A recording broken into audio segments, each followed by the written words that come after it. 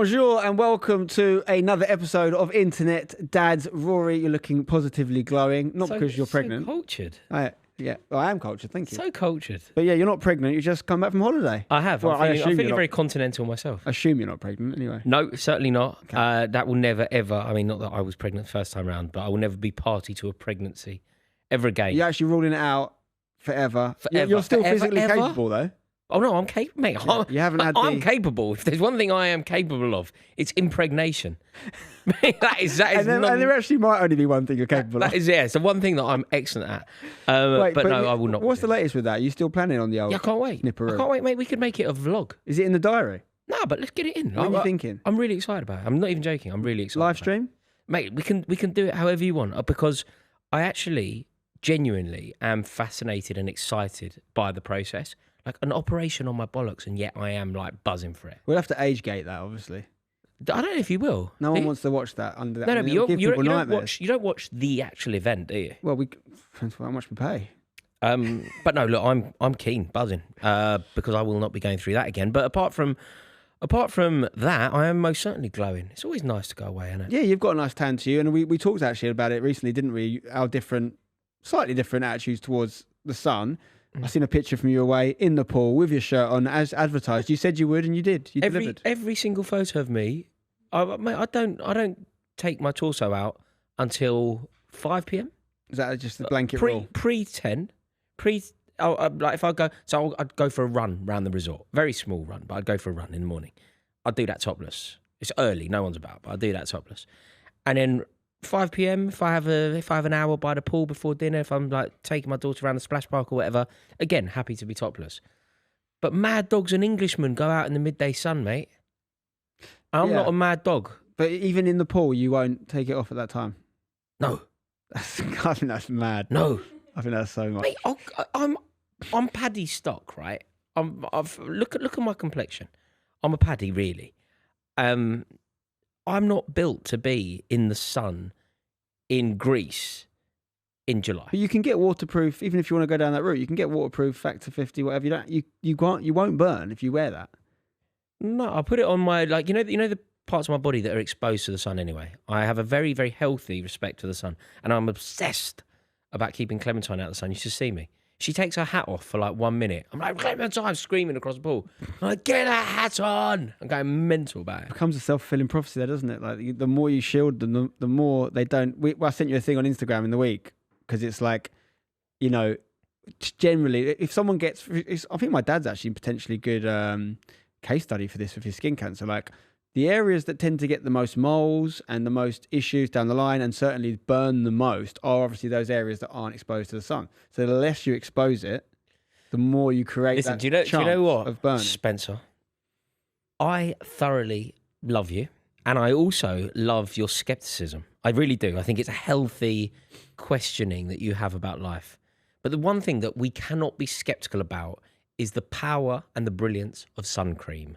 No, we're saying the same thing, you and I. The difference is I'm talking about exposing a small amount to the sun to create a tolerance, whereas you're basically saying your lifestyle doesn't support that. You're not going to get enough exposure all year round. So rather than that, just take it away, hide it away. But we're saying the same thing. You need to protect against the sun. Do you know what, though? Also, I don't really see the value in a tan. Like, when people go, oh, it's great to have a suntan. I don't really care. Like, if I've picked up any colour, it's merely because I played a lot of paddle, which was open air. So by accident, I'm exposed to the sun whilst I'm playing paddle. How were you getting the paddle done with the kids? What were you doing? Where were they?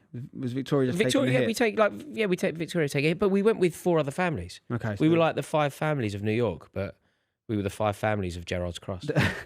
There was so there's a shared resource going on, was there, in terms of? Yeah, well, it takes a village to raise a family, and I really kind of understood that whilst we were on this holiday because we just had everybody around. And were you helping that allowed other people then to play paddle? Mate, because I'm the parent that's in the pool the most, launching the kids about. Yeah. So I'm the parent that's doing that more than any other parent.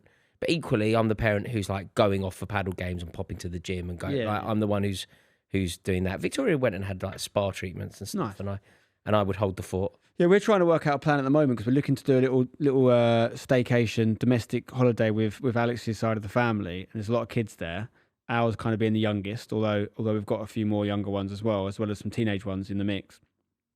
And Alex is like, oh, we can go this place we're looking at. It's got loads of tennis and paddle. And I'm like, how do you think we're going to play that? You know, like we're about asking one of the others to. One of the, Alex's brother's going to be coming. He's got 4 kids already. There's another. That's your answer. No, the kids. I've learned this. It's so difficult to parent you and Alex and 2 children, me and Victoria and 2 children. That's really difficult. What suddenly becomes really easy? I would much rather parent 10 children than 2. 10 parents, 10 children. If they're like a certain age and above, definitely. We've got a 1-year-old. You can't leave a 1-year-old with a 12-year-old. No, but you could leave a 1-year-old. You could handle the 1-year-old. The older child will be self-sufficient, and then Alex can go and do whatever. You can then go and do whatever. It's more about wanting to play paddle, 4 of us. Like it takes my personal perspective on it is like, if we can do it, great. But there's also a time in your life where maybe you just have to go, look, we're not really playing paddle. I was surprised at how I wouldn't necessarily close the door on it because I didn't expect to get as much free time as I did. And Clementine did not go in any kids club. And I might be being unfair here, but is Victoria as keen a sports person as Alex is, though? Like, I'm not saying she's not. I don't know Victoria enough, but Alex wants to do everything. She's not keen. She's not especially keen at playing sport, but she's very keen to go to a spa. Yeah, of course. So she wants the time, but she doesn't necessarily want it on a court. That's easy. I'll go spa. I'll take the kids. No problem. The issue is when we both want to do something. Yeah, no, I can see. That's the issue. I just think we're in a time of our lives. We do it. Don't get me wrong. We played paddle the other weekend. My mum and dad came round and helped with the kids. But I think it's just more when you go on the holiday, you're then taking them out of any sort of childcare as well. So you've basically got 24 hours. Is there a kids club where you're thinking of going? Maybe your children. I think there might be, but again, it's the youngest, isn't it? The youngest one is the issue, the baby. But maybe it is then. Maybe you're right. Maybe it's just not quite the time for you. No, and I think that's fine. I think it's about understanding phases of life. You have that, and you might look at another couple who've got teenage kids and think, "Oh my God, they're doing so much." Like, but they had their time. They did their shift. They've done the time in the penitentiary. Well, Rory, as it was your birthday recently, it's the perfect time for me to give you something. I have teamed up with today's sponsor, Fever Pitch Football, to give you a belated birthday present. Have a little look in there, my son. I know what this is. I am aware of this game. I think it could be handy, mate. You know what us dads are like. I actually wanted one of these. Yeah, so especially when, it comes to remembering to buy gifts for each other, which can be a chore, let's be honest. I think this is the perfect gift. You don't have to go all out, some expensive, large, flamboyant thing. It's a fun, practical gift.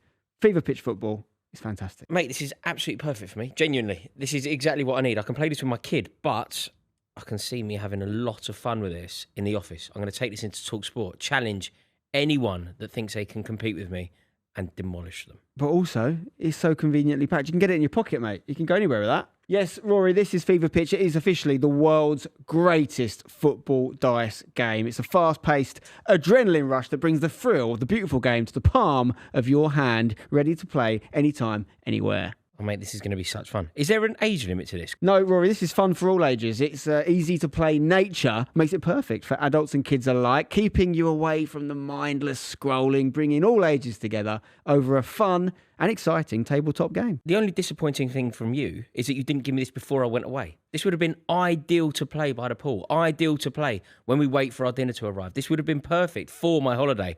But I thank you nonetheless. Is it affordable, Spence? Well, Rory, for just £12, you can own the pocket-sized game and join a global community of Fever Pitch players. That is great for all of your football-loving friends and family. So scan the QR code on the screen or tap the link in the description to get 10% off the Fever Pitch football game using our code DADS10. And this is where it comes down to that future children conversation, is by having more kids, you're extending that penitentiary time. No, I haven't any more kids. This is the thing. You said that to me at 1.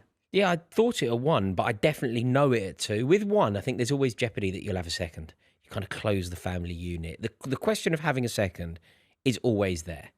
The question of having a third is not always there. It doesn't exist. I can't have a third.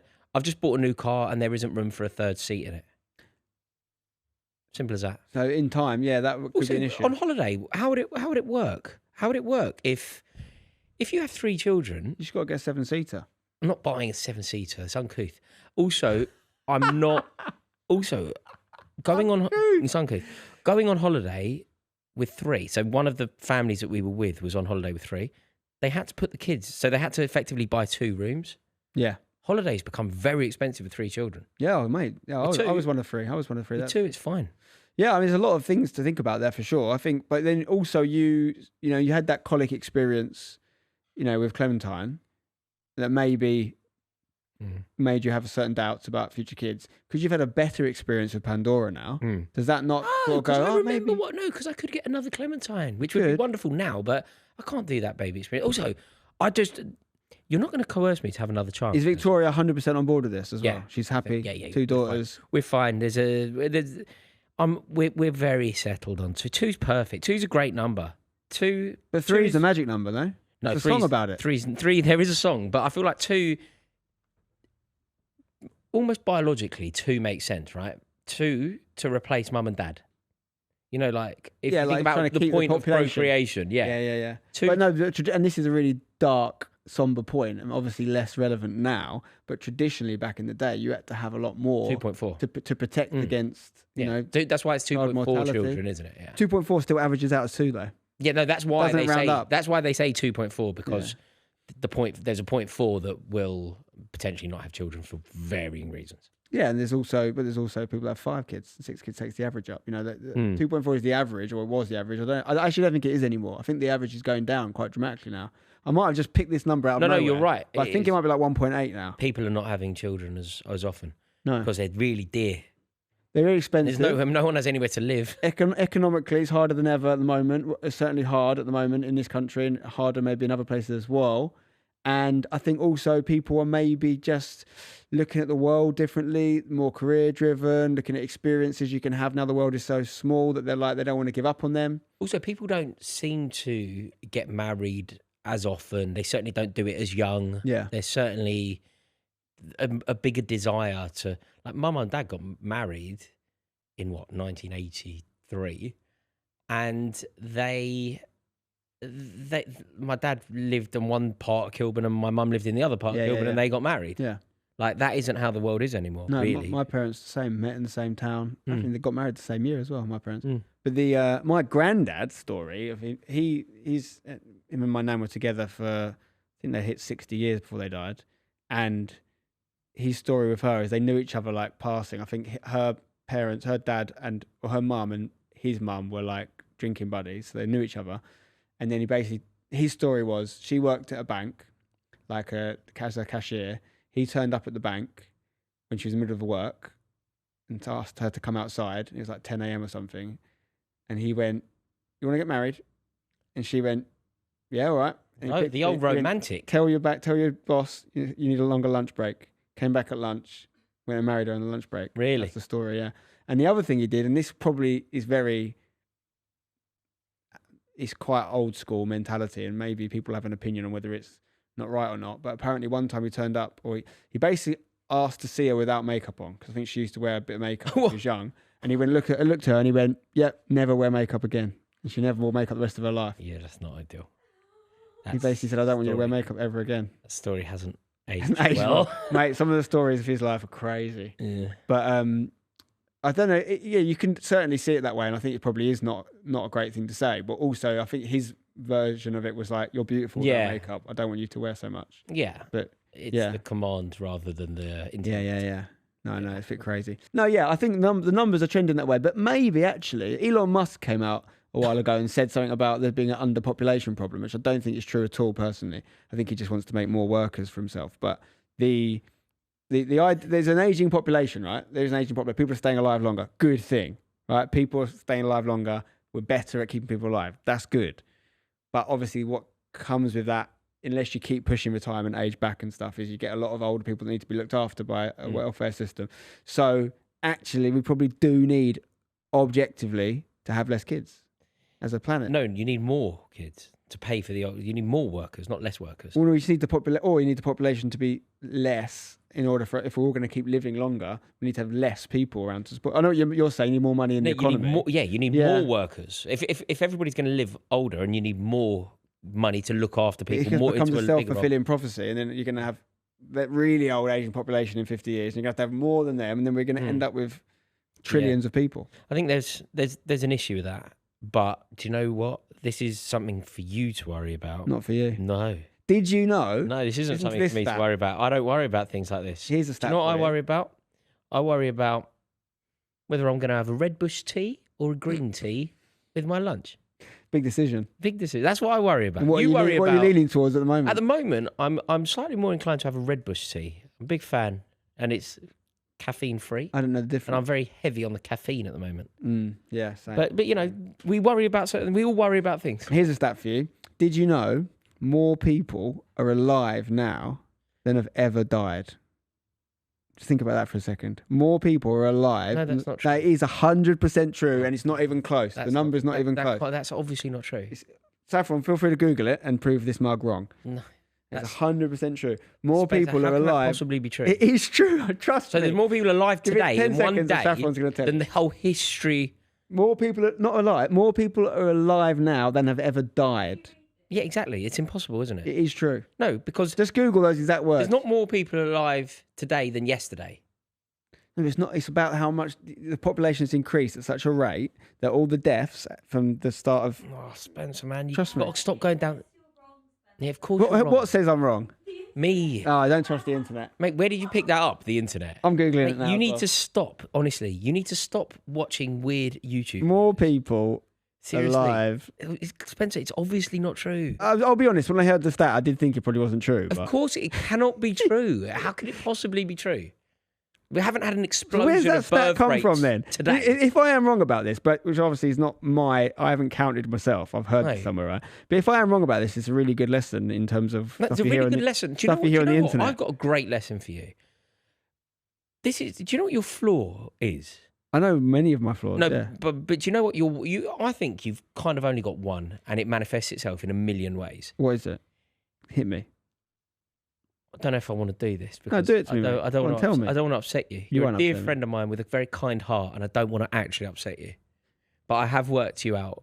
I have Hit worked me, out hit your me. one. Are you sure you're not? Yeah, gonna, yeah, I'm ready. I'm ready for it. I'm tough. You're not going to storm out of the set again. Give it to me. No.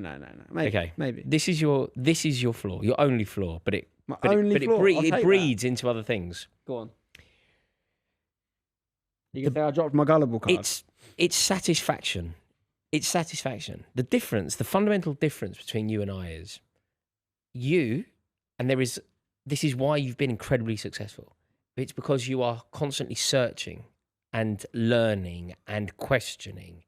Whereas I don't do any of the above, which is why I'm quite dumb at many things. It's why I don't know the answer to many things. But ultimately, it's why I'm at peace and you are troubled, because you are the most, I mean this both in terms of the true definition of the word and in terms of the kind of generosity, but you are one of the most thoughtful people I know. And I mean that in terms of like the way that you process the world, the way that you think about things, the way that you think about the world population, the way that you think about your contribution to the birth rate, the way that you think about the fact that you might want a third child, but you wouldn't want to increase the birth rate and therefore you explore the idea of adoption, the way that you consider homeschooling and see it as a genuinely viable option for you, the way that even though it might not be a viable option, you want to make it work regardless. And there are all of those things that you constantly think about. And I think it all comes down to satisfaction. And I reckon that what you need to do is take a leaf out of my book and go, do you know what? I've got 2 beautiful children. I'm a doting father. I've got a gorgeous fiance. Within your immediate family that I just mentioned there, thank God, everyone is healthy. Maybe there is a birth rate problem, but I don't give a fuck. I don't give a fuck. I'm going to have a Red Bush tea. Well, I'm not having one of them. I mean, first of all, I feel like I should pay some money for that because that was like a therapy session. I think second of all, I don't disagree with you, but I think it's easier said than done. It's like we have different operating systems. And one of my operating systems' strength and weakness is that it never turns off. So like like if you have a computer and you get to choose whether you turn it off or you put it onto sleep mode, like mine is just never on sleep mode. And that is a positive and a negative. What it means for me, in my opinion, is when I do something or if I explore something, I have thought about it. It's like obviously computers are way more powerful than the human brain, but I have like gone through every possible outcome in my brain and explored what happens if I do that, once I do that, okay, that's my decision. Which can be good or bad. Like thoughtful is probably a good word for it. Yeah. But yeah, sometimes you just think, wow, what would it be like to just go on sleep mode for a few months? Yeah. Or a few days? It would, because when you think about what you've achieved in your life, where you sit, you kind of on some definition of the term, and I don't even know what the true definition of this term is. But when people say the term is made it, that's what people say, right? He's made it. And that's a very fluid term. It manifests itself in a million different ways, but Wayne Rooney made it, right? And there are various examples of people who didn't. According to like the general, you made it. You made it. You did it. You wanted to do it and you did it, and that manifests itself in millions of ways. It's a fluid concept, but let's just say it for what it is. Generally speaking, you've made it. What that should or could mean for you is feet up, a cigar, a lovely Glenmorangie. Enjoy. Never works like that, does it? Most people, I'm not saying I'm in this boat, but like high achievers. There was a press conference earlier in the week. I think it was definitely a golfer. I'm not massive on golf, so it might have been Scotty Scheffler, but he was certainly one of the world's best golfers. And he based this really thoughtful press conference where someone asked him, how does he keep motivated to win? And he just really went really deep on it. He was like, to be honest, like, golf's just not that high a priority for me anymore. He's like, I've learned enough to realise that winning another one won't make me. And he's like, I love golf. I'm obsessed with it. But I also know, I basically commented and said, this is a man of his priorities in order. Because he's like, I would not trade another major championship for 10 minutes with my kids or anything like that. And he's like, I get that now, but I didn't get that. But I'll probably be less successful as a result for getting that. Yeah. But he was like, he doesn't understand even himself in what was driving him before. Yeah. It's funny because it actually, in a weird way, links back to how we were talking about the sun, right? Because I actually have got better, all the things you just said, in recent years. And I used to not care about the sun at all because I basically was not even aware of the weather. Yeah. Like generally, for my 20s, I couldn't have told you what the weather was like outside because I was so like deep into this, whatever this thing to make it meant.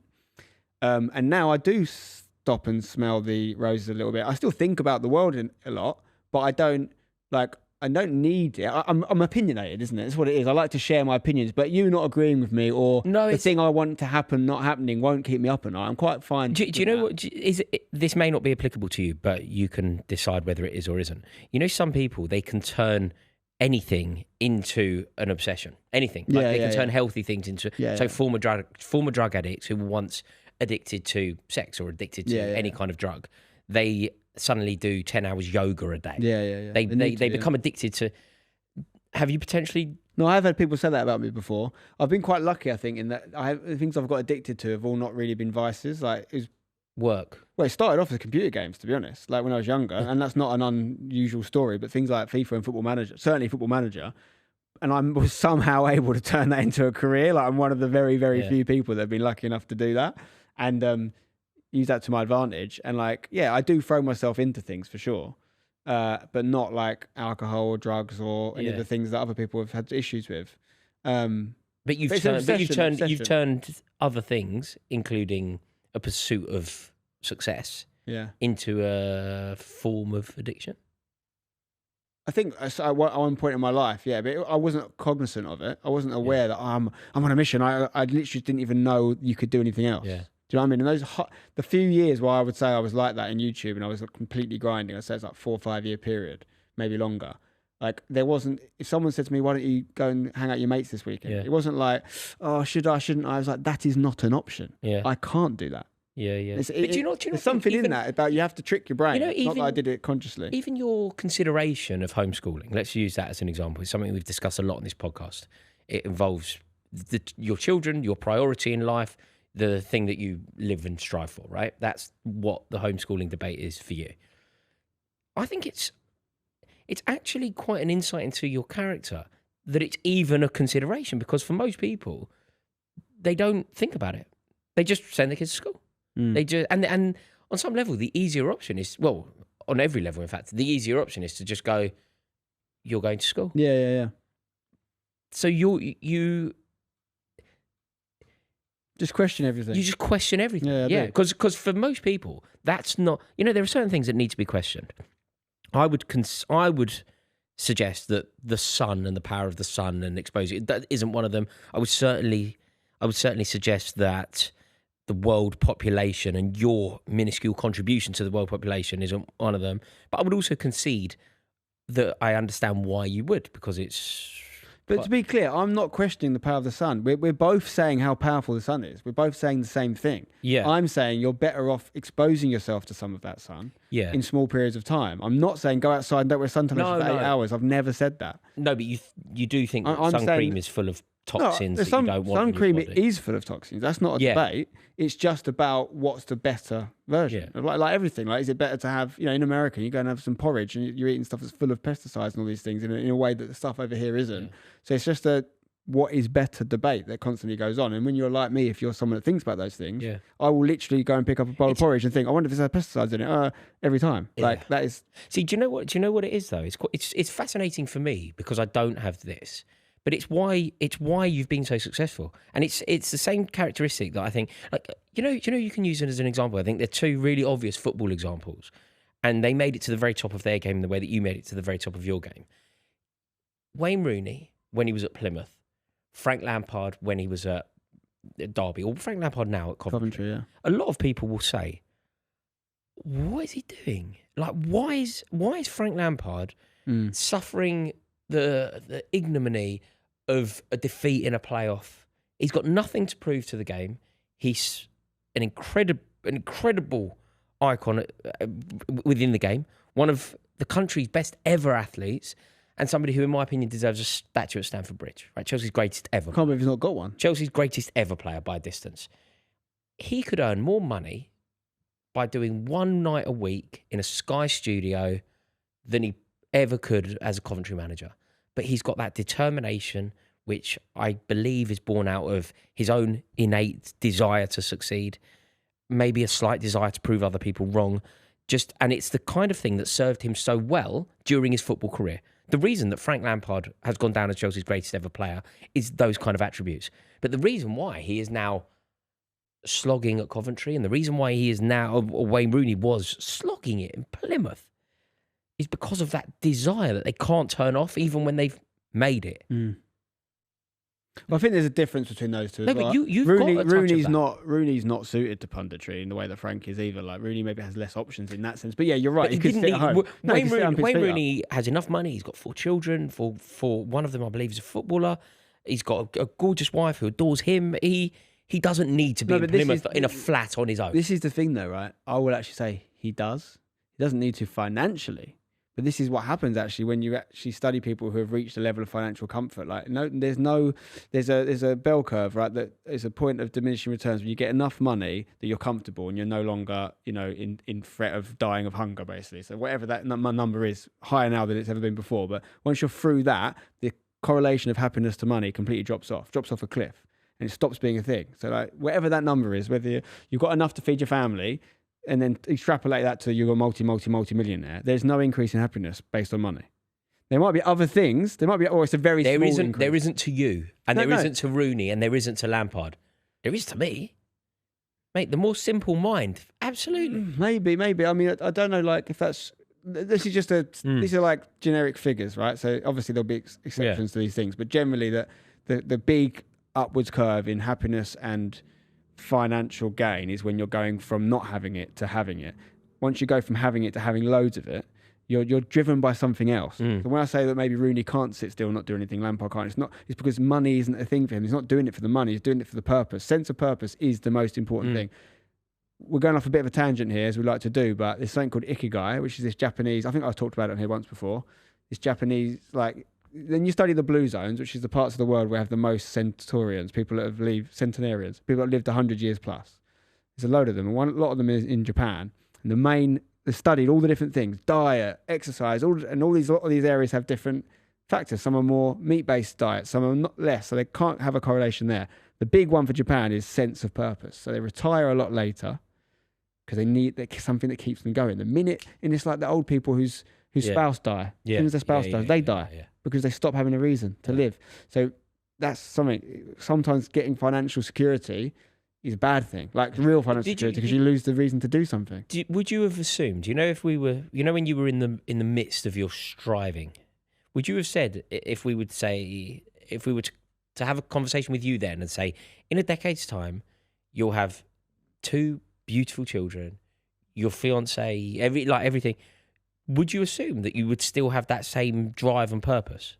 At that point, this isn't me now, but at that point, I would have been like, I've got the kids in the stream, cool, everyone can get them. But what else have I done? That would have been my mentality then. Do you feel like you've still got that striving within you? No, not at all. Everything's underneath the kids and the family. Yeah, that's the most important thing by far. Picking up what you were saying earlier, Rory, about Frank Lampard, I got a funny story about that, right? Which is quite interesting insight into that man's psyche. I was working at the Champions League for BT Sport, the Kiev one. Liverpool, Real Madrid. And Frank was one of the pundits that day. And I was bicycle kick, eh? Yes, I was there for that. And I was sort of making some content in and around the BT broadcast, and Frank was on it. So we all stayed in the same hotel. Incidentally, it was the day hashtag got announced into non-league as well. It was the day we got our spot in non-league. So I had a lot going on in my brain. Anyway, I went to the gym for a little workout, and Frank was there. And I'd met Frank once before, I'd interviewed him, and we went to the same school. So we had a little chat and all that. Anyway, he was doing his own thing. Like, he was being completely unaware of anything I was up to, but obviously I end up on the treadmill next to him, right? And in my head, I'm like, right, can I have a little look at what Frank's doing? Can I mix it with him? Because he's about a year retired at this point, still in very good shape. Yeah. And I was probably 29 or something at the time. So he's doing like a little interval session on the treadmill, and I'm just not copying him, just keeping an eye on what he's doing. Oh, if he presses the button, do you press it twice? I was going to do that, and then I thought, oh, look, I'm such an idiot. So what I'll do is just keep an eye on what he does and see if another time I'll see if I can handle it. And he was basically, as you'd expect, an absolute specimen, right? And he's just going. I was thinking in my head, like, what is motivating him here? Because he's not even playing anymore. Yeah. He's doing it. This is like, I'm not an unfit person, but he was doing stuff that I couldn't do, right? So I was like, wow, this guy is, just an athlete. He's built different. But Frank recently told a story so similar to the story I just told you, where he's me and Cristiano Ronaldo is working next to him in a gym. And he's like, I was doing my work. This is while he was playing as well. He was even fitter than he was when I saw him.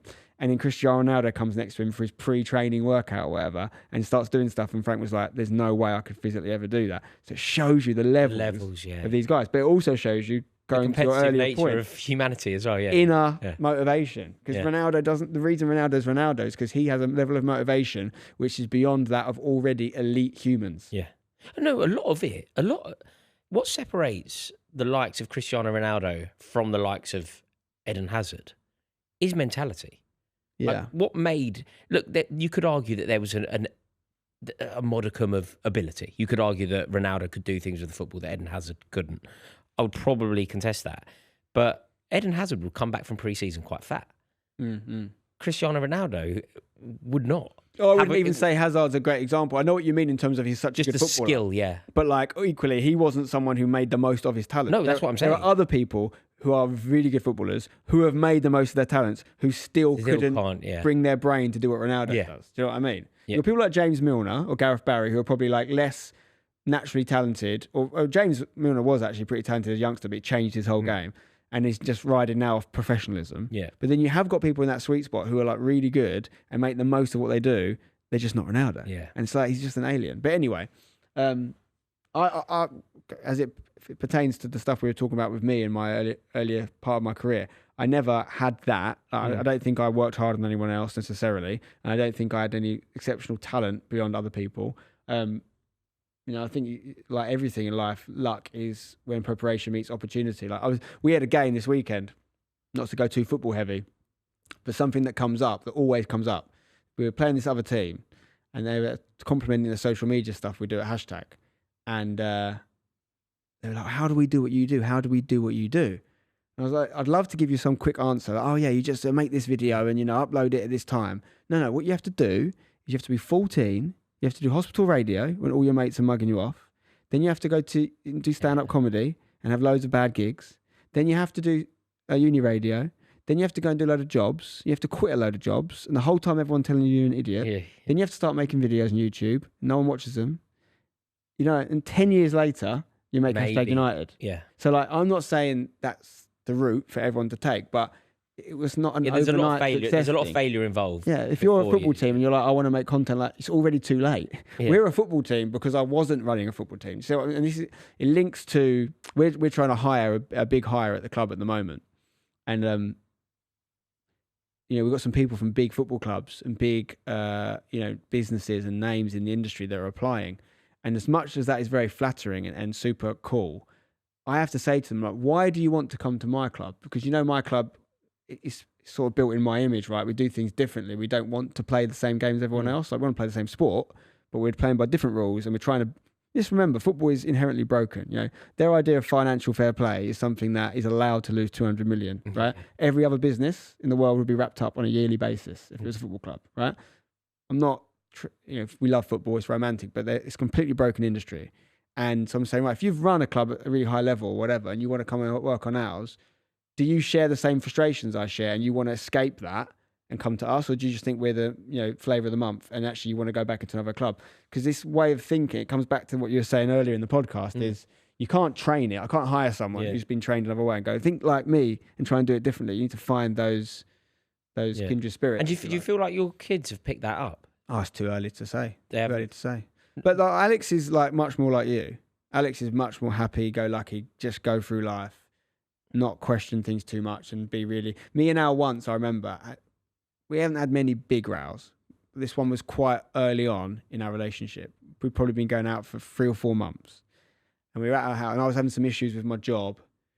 I wanted to leave my job, and I was, it's just the same old stuff. You got to imagine, you know the way I am, right? So if I've got a big decision to make, like leaving the job, like when I work for Vincent Company, for example, and all this, I'm not like someone else who goes, yeah, I'm going to quit. Like, I'm having a chat with every single person I know about it. I'm really analysing it. Yeah, so probably quite annoying if you're really close to them. Yeah. And just everything's a lot. And we had this big row, and Alex said something to me. She was like, oh my God. And this is like so long ago, over a decade ago, right? But she was like, oh my God, sometimes I wish you would just get on with things. Basically, just what you're saying in a way. Just do it. Do you want to quit? Quit. And do you not want to quit? Don't. Yeah, exactly. But there isn't a pros and cons list to every single decision. And it was almost like you were just too much sort of thing. And at that point, when I was going through that issue of making that decision, it hit me really hard. She said that, I stormed out the house or whatever. Because it was almost like, when you started this conversation, you were like, oh, can I give you this feedback? And I was like, bring it on. At that time, I was not ready to hear that for whatever reason. So when someone said, basically, this is your biggest flaw and I don't like it about you, it was like, you just absolutely killed me. Especially when, I suppose, the prism that you would view it through, it was positive. Like, that's one of your character traits that exceptionalizes you. I just think I was early 20s at that point. I didn't have enough of a steer on it. I hadn't done all the different things I've done to understand myself like I have done now. So it was more like I just don't have the tools to cope with you saying that about me. Yeah. A bit embarrassing, really, a bit of a weakness. But, but you have to go through those things to understand that about yourself. Totally. But and I admire you for it a lot. It's just I just don't have that same sort of devotion to consideration. I don't know, we've just been on holiday. My kid was running around there. Teddy Sheringham was running around over there playing football with his kid. I was watching my kid. I was watching Teddy Sheringham do kick-ups. I was like, Jesus, that's the geezer won Man United the European Cup, and he's just over there. I'm just happy in that moment. I'm just thinking, this is amazing. This is just, I'm going to go and get a pistachio ice cream now. That's what I'm thinking. Genuinely, that's what I'm thinking. I am definitely getting better at that. Yeah. I'm definitely better than I was before. But it would be a very different podcast if me and you had the exact same sensibility. No, of course. No, I find might be better. I don't know. I find it fascinating. Also, no, I think it's good because it manifests itself in the way that we both kind of view our own lives, the world, but therefore our children. Like the way, like, look, if you've brought up even the concept of homeschooling. If I was writing a running order for a podcast, I could write 100 episodes. I wouldn't bring that up. It's just not on my radar. I don't see it as a thing. Like, that's why we... Interesting back and forth with someone in the comments, actually, in one of the last episodes. Someone wasn't happy with my use of the word sheep. And I may be... it's very hard for me to backtrack on that, probably, because it would have come across as a disparaging thing.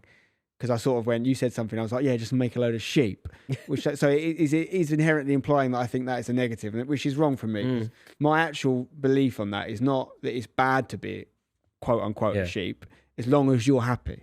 So someone like you say to me, oh, you think it would be better for your life if you thought like that, but I know I wouldn't be happy like that. So I'm like, no, that doesn't work for me. Doesn't mean that you're wrong to do it that way. Yeah, I think the problem with referring to it as that is, there are some things where being a nonconformist is great. I mean, certain things about me where I've also been a nonconformist, and I'm very proud and pleased that I was a nonconformist. But equally, a lot of the stuff, the things that I conform around, sending my child to school without sort of questioning it, the ages that children go to school, like I guess that is me conforming, But I just No, there's nothing wrong with conforming. There's nothing wrong with inherently wrong with conforming. Sheep just sounds. But I have been sheep in as much as I've sent my children to school at that age. But that links exactly to the next part of those comments interaction, because basically this person had replied and said something like, "Look, I watched you for a long time, Spencer. I appreciate what you've done and stuff."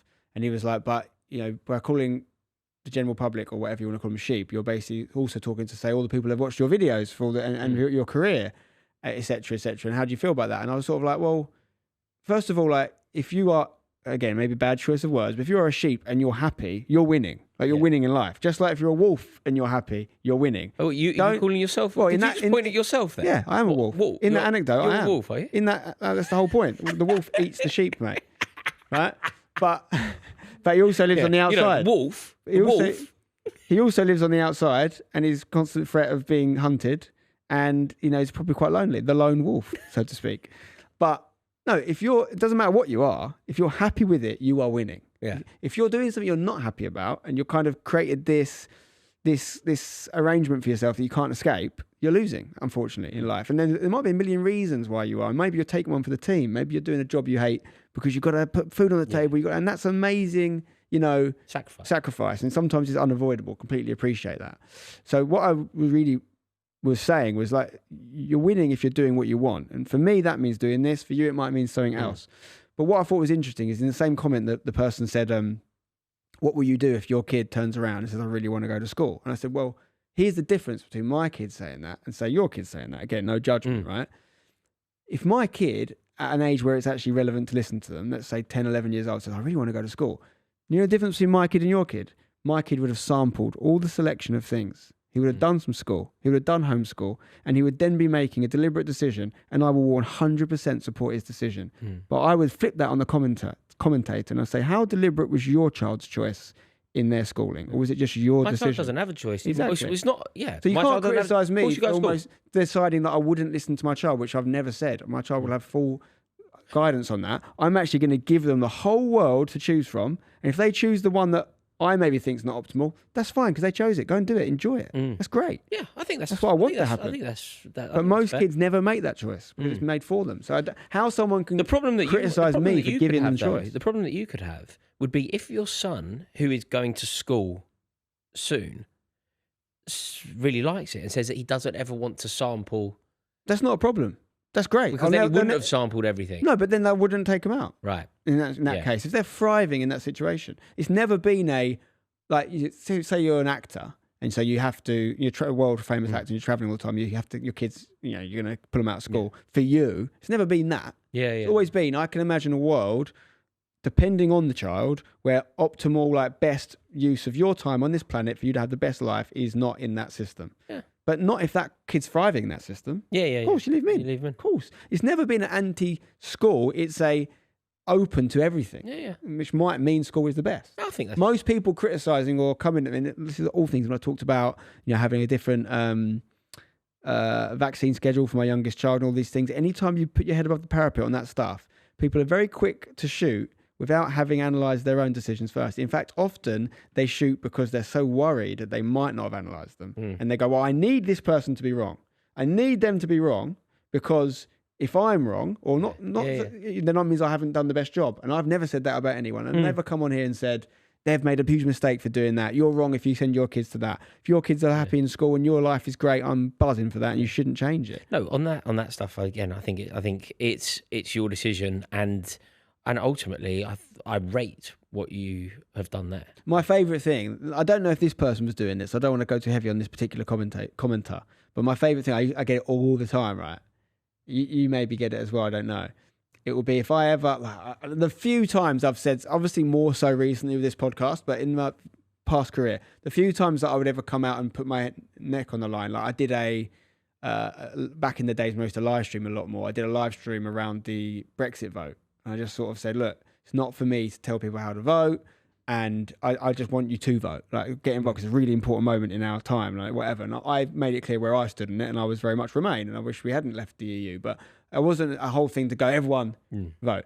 And I think lots of footballers talk about this, get told to stay in your lane, don't talk about this stuff. Yeah, they only want the politicians to talk about politics, but at the same time, everyone knows how underwhelmingly shit politicians are. But you can't talk about them if you've done anything else in your life. Anyway, the point is, one of the most common comments you'll get if you say something in that instance that the listener doesn't like. So, for example, when I've talked about politics, I err on one side of the political spectrum, and I've talked about all these things. Of course, all your viewers are not going to agree with you, right? Yeah. That's absolutely fine. I've never told them to, but the amount of people that will say something like, "Oh, Spencer, I've watched your videos for so long. I have so much respect for you, but you've now said this."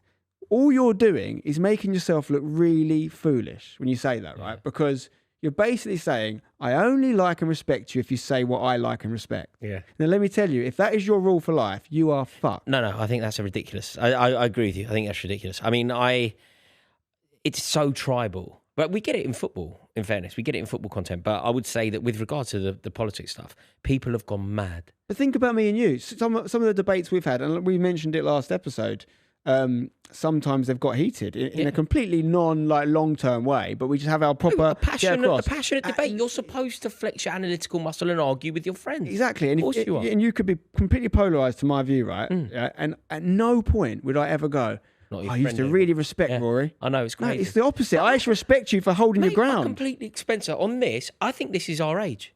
I honestly think this is our age because we're not young enough to be like totally social media generation. We know a life before it. I think it comes from that because now I think there is a genuine thing, particularly among people a bit younger than us, where they only really like people who like the world that they are part of. Echo chamber. Like, do you know what? Like, I'm not even joking. You know, Victoria and I, we walk to the ballot booth together, and we effectively cancel each other's votes. Yeah. Me and Victoria, my wife, the girl who I am totally in love with, besotted by, the mother of my children, like the lifeblood of me. Do you know what I mean? We walk to the ballot booth. We do not vote the same way. I'll leave you to work out who does what. I feel I know. Right? We don't vote the same way. That's my wife. What on earth? What is this? Where we all now hope that everybody agrees with each other. And do you know, with regard to parenting, I'm not joking. I am so keen on making sure that Clementine makes her own decisions on all of this stuff. You know, like I will never, ever try and coerce Victoria into voting a certain way. Yeah. Or Clementine. Yeah. It's like, do what you've got to do. You're friends with whoever. Like, you know, that it really is a weird... But it's the opposite of what people are saying. It's like you should have your friendship group or whatever, well, not even friendship group, your sort of list of people you respect and admire should not be made up of people that think the same way as you. It should be made up of people that you have some level of respect for because of something they've achieved or their values in their ethical values. Deliver their arguments and their points or whatever. If you lose respect for someone because they change they no longer think the way you think or you change the way you think, whatever, you should be self-reflecting. You shouldn't be going, I don't respect them anymore. You should maybe going, okay, is that an opinion that I maybe should consider? Not saying you should. Or maybe it's just... Their opinion is that. Your opinion is this. Exactly. Now, do you want a pint of Guinness? Like, who cares? Imagine thinking like people in the public eye or whatever that you have to you respect have to think everything the same as you. There'd be almost no one to respect. That's crazy. On social media, right? I follow this guy because his name's Aaron Bastani, right? Part of that Navarra media setup. Right. Yeah. Aaron, we've exchanged a few messages here and there, right? But generally speaking, the way that I see the world and the way that he sees the world doesn't chime with one another. There'd be a grey area of the Venn diagram, but his politics and my politics don't massively align. But I think he's a great commentator. I like listening to him talk about politics. I like listening to his opinion on the world. Do I agree with him? 80% of the time, probably not. Doesn't mean he's not worth listening to. It doesn't mean he's not... He just described you as a football pundit as well. And a lot of the stuff you say is going to be not something that a lot of people agree with, right? Yeah. And that doesn't mean you're wrong or they're wrong. It's the nature of football in many ways. But it's not, they shouldn't be judging, in fact, it's the opposite. They shouldn't be judging your quality as a broadcaster based on whether their opinion is shared of you. It's actually the opposite. If someone has the opposite opinion to you, yet they are a listener, they engage you. They make you engage in a way that makes you not turn it off. That's a skill. What I would say to you, and you say about yourself being like untalented, it's like, no, plenty of people might have dodgy football opinions that no one wants to listen to on the radio because they can't say them. Do you know what I mean? And even the fact of me saying they're dodgy is subjective, right? But that is a skill. Yeah. So, yeah. Do you think the world will change? You know, for our kids growing up in the next decade and a half, right, they're going to be part of this kind of discourse. Do you think it's moving in a way that's positive? Like anybody that's got children now, are you optimistic? Because I think it's quite hard to be young now. You know, if you're 18 now, you had a bad time through the pandemic. It's a hard time to be young. Well, they're also bringing the vote down, aren't they? To 16. They're bringing the vote down to the voting age to 16. That's something they're trying to get through at the moment. Yeah, that's mental. But the I don't know. It depends. Some 16-year-olds they're not all built equally, are they? Some people definitely deserve a vote at 16. Some maybe not. I just think that it's coercion. It's so possible to be coerced by your parents. You live with your parents. Your parents pay your bills. Like yeah. But then equally, you could argue like so much of what's happening politically is going to affect those 16, 17-year-olds in the future years to have no say on it. Is maybe true. To be just like look at things like Brexit again. Brexit, was voted through a lot of an aging population that voted for that aren't going to see the consequences of it, or are going to see less of the consequences. They've already made their money. But I mean, there's so much stuff going on economically at the moment, which some of it has to be. You're optimistic for the future. You got this, two to be sons, honest, right? I don't want to like go on about this every episode, but the AI thing is getting out of control now. Like every day, I see something more. It's brilliant and more. Whereas like, there's this guy came on the other day, some tech guy who's been working in AI for the last 5 years, and they reckon he's got this AI-induced psychosis, where basically AI has made him go mental. Mate, AI is amazing. Listen to this. You know, I bought a new car. Guess what I could do now if I wanted? I could put the aircon on from here. Right? Yeah. Same. I could do that now. Yeah. I'm all in favour. Mate, my of little AI. brother can drive his car from his phone. He can drive his car. Can he? He can park it and move it around. He's been able to do that for 3 or 4 years. Have you got an app on your car? Yeah. I can't believe it. Yeah. When I went to buy the car, the geezer went to me, have you downloaded the app? I went, what app? Like what for? Facebook. Yeah, what app? I've got Twitter. Catching on. Yeah. You got the app.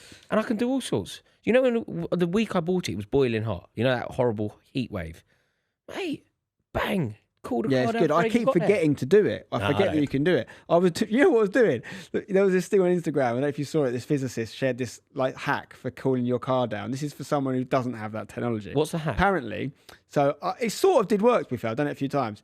What it doesn't do is like if you've had your car in the sun and the sun's been on the seats, it's not going to make the seats cooler, but it cools the air instantly. So basically, you go in the car, you open. Ideally, if you're in the driver's seat, the opposite diagonal seats would be the back left window. You take it like halfway down the window. You can also do it on the passenger seat window, and you leave it ajar, the window. Then you get out the car and you open and slam your driver's door like 3 times. And it creates this vacuum of air, and suddenly you get back in and the air in the car's cool. Okay, pretty clever. The seats will still be boiling, but obviously, I forget that this same car I've been doing it on has that technology. So you could cool it down on the app, and instead of that, you're slamming the car door 3 times. No. I actually had a bit of a Rory moment today, actually. You know, I mock you for your lack of technological advancements. Well, this is maybe good bit of advice for people watching. So I need to get a new passport, and because I'm often travelling at last minute, lack of notice for work, I can't really afford to not have my passport. So I had to do that 1 day turnaround thing. So I've just been into town to do it this morning. It turns out you can now do it fully online without sending your passport off.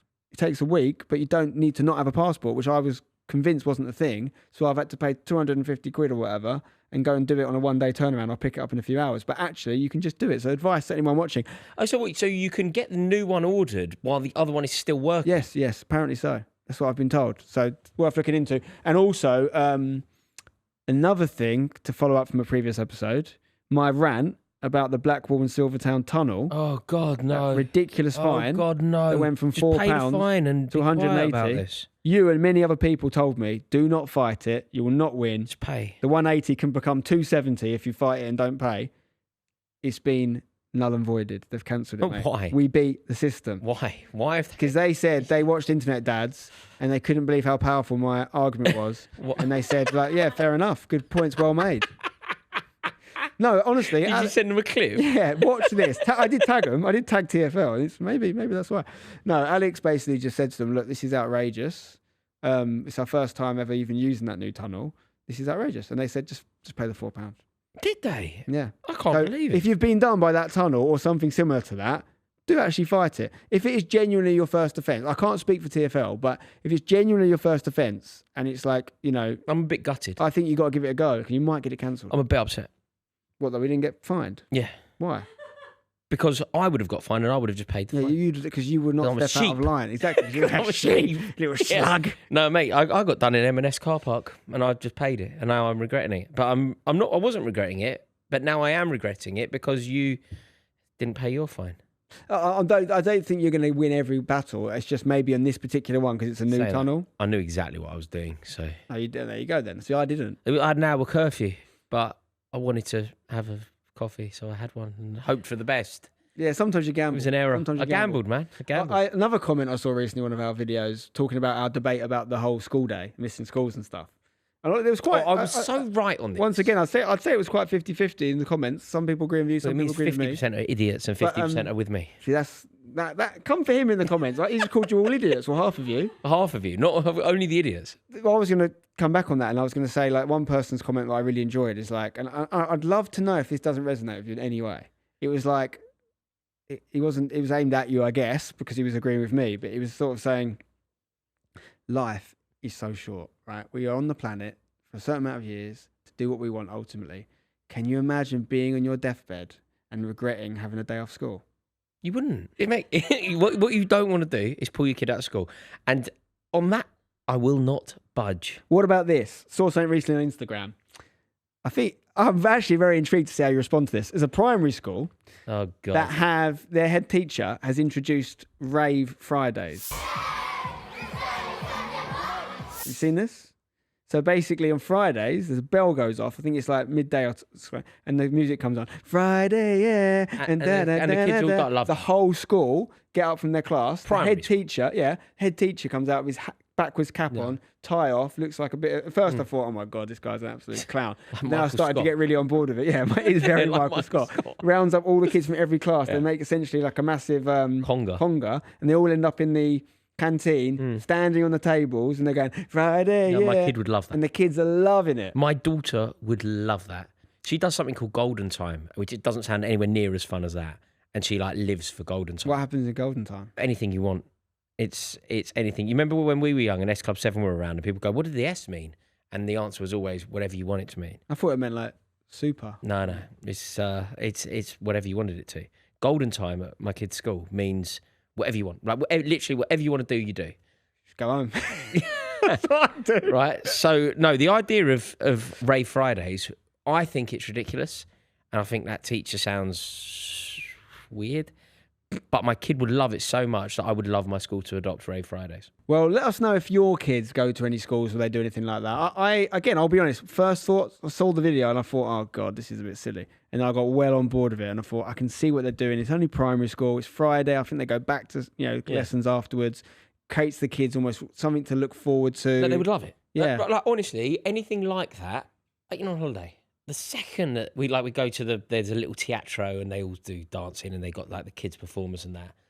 My daughter is at the front trying to copy the moves. Like, you know, when they do the Cirque du Soleil thing, she's even trying to copy those moves. Yeah. You're going to die. She would love Rave Fridays. I thought you were going to be like, it's a slippery slope. They'll be in fabric at 2 a.m. next week. And... No, dancing and expression and that is great. I think, I really think that's a good idea. I like it. Yeah, let us know if you've got any alternative examples of things like that. Always intrigued to see how people are doing it differently. Oh, it's a hell of a nap bite. That's one of the costs of holiday, mate. Killing me. Keep them in school. The kids will never get nap bite. Exactly. You don't get that doing double French. On that note, on that bombshell, thank you for watching. We'll see you on another episode of Internet Dads very soon.